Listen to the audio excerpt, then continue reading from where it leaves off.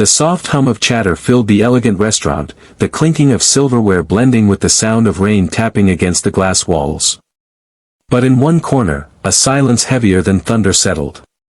The billionaire heiress, Aurora Wexley, stood frozen, her manicured fingers trembling slightly as her sapphire eyes locked on the little girl beside the man in the worn-out jacket. The little girl's eyes were the same shade of hazel as the man's, gentle, tired, but full of warmth. And then, when the head waiter stepped forward to drag the child away for accidentally spilling a glass of juice on Aurora's designer dress, the man rose from his seat. His voice, calm but powerful, sliced through the air. "She's with me," he said. Everyone stopped. Even the music seemed to hush, as if the world itself had paused to listen. Aurora stared at the man, his clothes worn, his shoes muddy from the rain, his hands calloused from hard work. He didn't belong here, not in her world of chandeliers and imported wine. Yet, something in his voice carried a quiet authority that made her freeze instead of demand an apology. The little girl clung to his arm, whispering, "Daddy, I'm sorry." The man kneeled, brushing her tangled hair gently aside. "It's okay, Mia. Accidents happen." The restaurant manager, flustered, tried to smooth things over, but Aurora's mind had already drifted somewhere else, to a memory buried deep beneath the walls she'd built. She used to be kind once. Before the wealth, before the endless business deals, before she lost her mother to cancer and her father to greed. But now, she only knew how to look untouchable. Yet something about this man, his calm, his quiet protection, shook her. His name was Ethan Cole, a single father who worked construction by day and drove a delivery van by night. He'd brought his daughter to the restaurant only because she'd begged for weeks to celebrate her 7th birthday, someplace fancy. He'd saved tips for months just to buy a small cake from this expensive place, not knowing the woman sitting across the room would change his life forever. When Aurora learned his name from the staff list later that evening, curiosity tugged at her. She wasn't used to being challenged, let alone by someone like him. The next day, guilt made her send a driver to deliver a new dress for Mia and an apology note. But Ethan returned it politely with a short message, "We don't need gifts, just respect." That simple note unsettled her more than any insult could have. For days, Aurora found herself thinking about them, the father who stood tall despite his worn-out clothes, the daughter who looked at him like he was her entire world.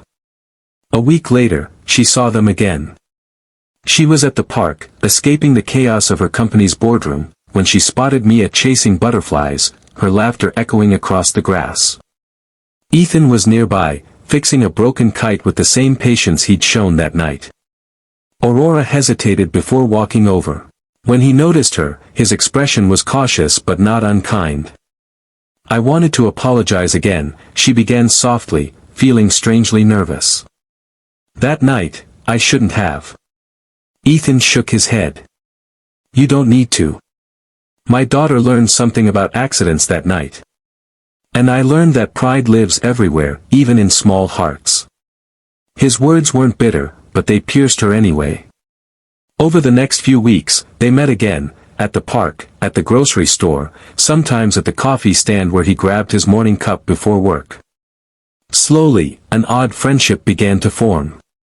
Aurora would ask about Mia's school projects, and Ethan would listen as she spoke about her mother's foundation work, which she'd neglected for years. Mia adored her, often calling her Miss Aurora, and bringing her drawings of castles and stars. One morning, Aurora found herself sitting in the grass with Mia on her lap, teaching her how to braid flower crowns.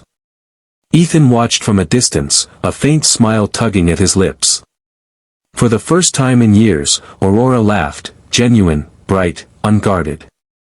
But the world doesn't stay kind for long. Rumors began to spread. The tabloids caught photos of Aurora at the park with a mystery man and child. Her father, Charles Wexley, the ruthless CEO who valued reputation over everything, summoned her to his office. "You're the face of the Wexley legacy," he thundered. "You can't be seen with some broke single father, it'll ruin everything." Aurora stood tall, her voice trembling but firm. "He's a good man, father. Better than most who wear your suits. Charles's eyes narrowed. Don't forget, you're an heiress because of me. You start mingling with his kind, and you'll lose every penny of it. That night, Aurora couldn't sleep. She looked at her reflection, perfect, polished, and utterly empty. The next day, she went to see Ethan, her heart heavy. She told him everything, the rumors, her father's threats, the pressure crushing her from every direction. Ethan listened quietly. Then, after a long silence, he said, "You don't owe me anything, Aurora. If walking away protects you, then walk. Just don't lose yourself trying to keep what doesn't make you happy." Tears burned her eyes.